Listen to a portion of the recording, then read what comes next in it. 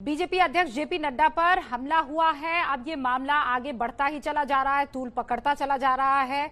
अब ये भी खबरें आ रही हैं कि केंद्र अब स्ट्रिक्ट एक्शन लेने के मूड में है। आज सुबह सुबह आप जानते हैं राज्यपाल की तरफ से भी ममता बनर्जी को नसीहत दी गई है। अब इस पर बातचीत करने के लिए बीजेपी महासचिव कैलाश विजयवर्गीय हमारे साथ जुड़ चुके हैं। कैलाश जी, आपका बहुत बहुत स्वागत है। कल आप भी उस काफिले में मौजूद थे, आपको भी चोट आई थी। उम्मीद करती हूँ अब आप बेहतर फील कर रहे होंगे। बहुत अच्छा। कैलाश जी, हुआ क्या था? क्योंकि ममता बनर्जी ये कह रही है कि आपने बिल्कुल प्लान किया था ये सब। आपकी रैली में भीड़ नहीं आई तो आपने कहा भाई मीडिया को कैसे यहाँ पर एंगेज किया जाए, तो आपने खुद पर हमला करवा दिया। ये सीधा आरोप ममता बनर्जी का। मुझे तो आश्चर्य होता है कि संवैधानिक पद पर बैठा हुआ व्यक्ति यदि मर्यादा भूल जाए, यदि परंपरा भूल जाए और बंगाल की संस्कृति और संस्कार को भूल जाए, तो अब मैं खुद अपने आप को शर्मिंदगी महसूस कर रहा हूं कि एक ऐसे प्रदेश में मैं काम कर रहा हूं जहां की मुख्यमंत्री को साधारण तरह जो हमारे औपचारिक संबंध रहते हैं, जो हमारी मर्यादाएं होती है, यदि वो उसका पालन नहीं करे तो निश्चित रूप से बहुत ही दुख की बात है। देखिए रुबीना जी, 2 दिन का नड्डा जी का कार्यक्रम था। पहले दिन हमारा जनसंपर्क अभियान का उनको उद्घाटन करना था, हमने भवानीपुर से किया। वो ममता जी का निर्वाचन क्षेत्र था, वहां हमने जनसंपर्क किया। हमारे साथ कार्यकर्ता काफी बड़ी संख्या में थे। टीएमसी कार्यकर्ताओं ने सोचा कि काले झंडे दिखा दे, पर हमारी भीड़ देख के चले गए। हम जब जनसंपर्क करके निकले उसके बाद उन्होंने वहां पर हमारे कुछ कार्यकर्ताओं के साथ मारपीट की। फिर अगले दिन डायमंड हार्बर जाना था। आप जानते हैं वहां पर मछुआरे हैं। तूफान आया था जब प्रधानमंत्री जी आए थे। प्रधानमंत्री जी ने ममता जी को हेलीकॉप्टर में बिठाया, सारी स्थिति का अवलोकन किया और उसके बाद 1000 करोड़ का चेक दूसरे या तीसरे दिन भिजवा दिया। उसके बाद 1200 करोड़ रुपए और दिए कि जिन गरीबों के मकान टूटे, जिनका नुकसान हुआ, उनको वो पैसे मिल जाए। पर डायमंड हार्बर में बहुत सारे ऐसे मछुआरे थे जिनके मकान टूटे, उनको पैसा नहीं मिला। जब हमें शिकायत मिली तो हम मछुआरों को भी वहां पर हमने बुलाया था और एक कार्यकर्ताओं का सम्मेलन था, लिमिटेड कार्यकर्ताओं का सम्मेलन था, कोई बड़ा कार्यक्रम नहीं था हमारा। जब हमें शाम को पता लगा कि कल हमें डायमंड हार्बर जाना है, पर वहां के सांसद जो कि ममता जी के भतीजे हैं, उनके 2 राइट हैंड और लेफ्ट हैंड हैं। एक का नाम है शौकत मौला जो कि विधायक, और एक जहांगीर है जो कि विधायक बनने का शायद सपना देख रहे हैं। ये दोनों ने 10-10 हजार लोगों का भोजन बनाया है और बाहर से लोगों को लाकर इकट्ठा कर रहे हैं।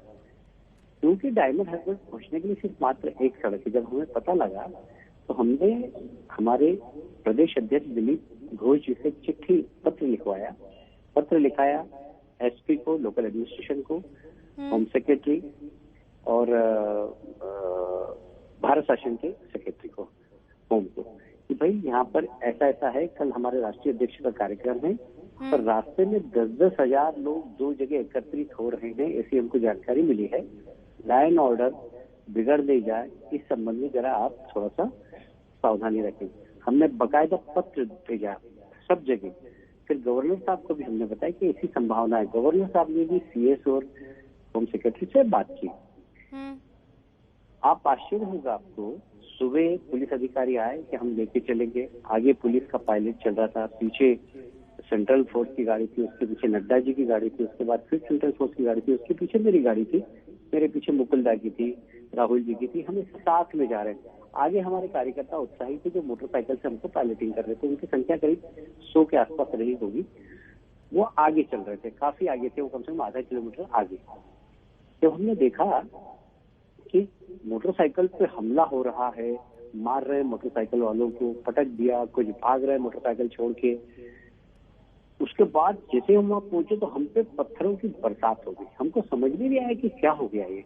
और संख्या में, हजारों की संख्या में वहां लोग थे, सबके हाथ में टीएमसी के झंडे थे, सबके, कुछ लोगों के हाथ में प्ले कार्ड थे, अभिषेक बनर्जी जिंदाबाद। उन लोगों ने जो पत्थरों की बरसात की, तो नड्डा जी की गाड़ी तो बुलेट प्रूफ थी, उसमें तो कुछ नहीं हुआ। उसके पीछे मेरी गाड़ी थी, मेरी गाड़ी पूरे कांच टूट गए। पहला सामने से कांच आया तो मैंने साहस किया तो मुझे यहाँ पर वही तस्वीरें कैलाश जी हमने देखी भी।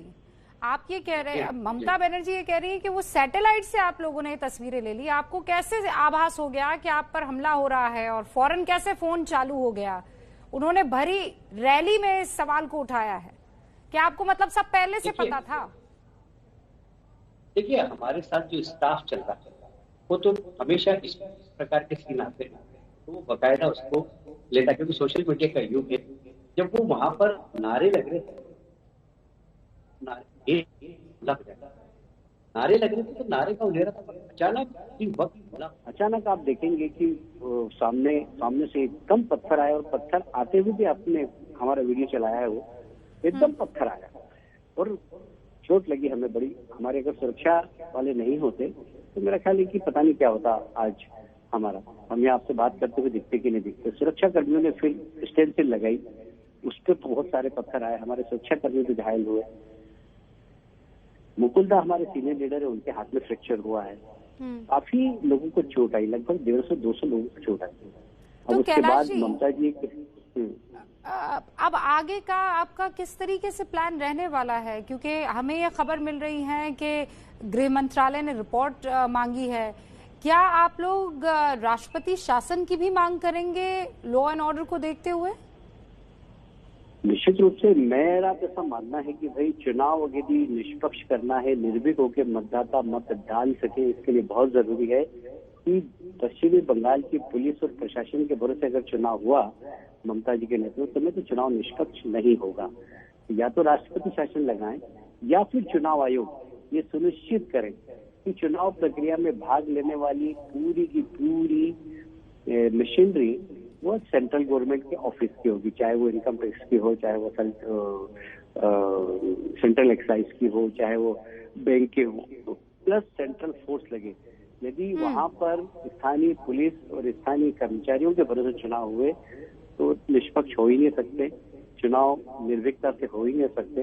इसलिए बहुत जरूरी है कि इस बारे में हमें विचार करना पड़ेगा। कैलाश जी, अभी कुछ देर पहले दिलीप घोष की तरफ से, और मैं एकदम शब्दशः आपको पढ़ के सुना रही हूँ, फेसबुक पोस्ट है उनका, वो ये कह रहे हैं, मैं कह रहा हूँ मारिए, उतना ही मारिए जितना कि आप लोग बाद में हजम कर सकते हैं।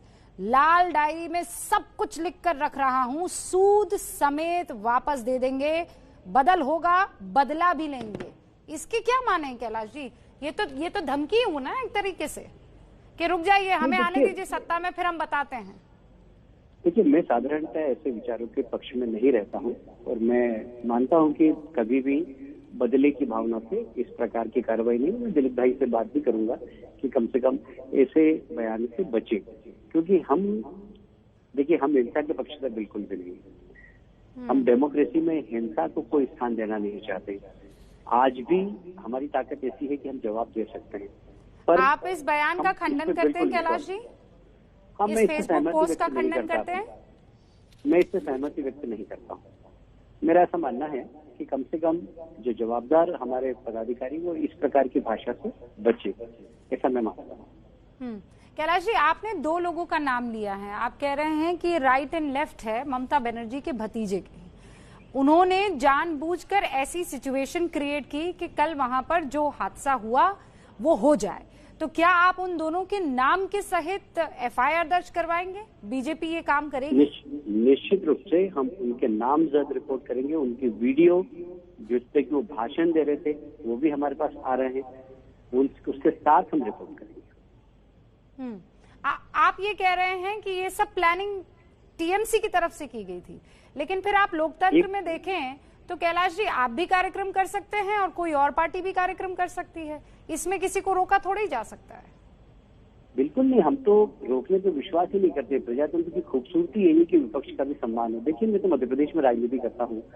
मध्य प्रदेश में हम लोगों के इतने अच्छे संबंध है, आज भी सारे कांग्रेस के लोगों से हमारे बहुत अच्छे संबंध है। एक दूसरे के कार्यक्रम में हम लोग मदद करते हैं, कभी आ जाता है तो मुझे याद है राष्ट्रीय कार्य समिति की भारतीय जनता पार्टी की बैठक हुई थी। दिग्विजय सिंह जी ने कहा कि आप सब लोग भोजन को आमंत्रित हैं। अटल जी ने स्वीकृति दी थी, हम सब दिग्विजय सिंह जी का भोजन करने गए थे।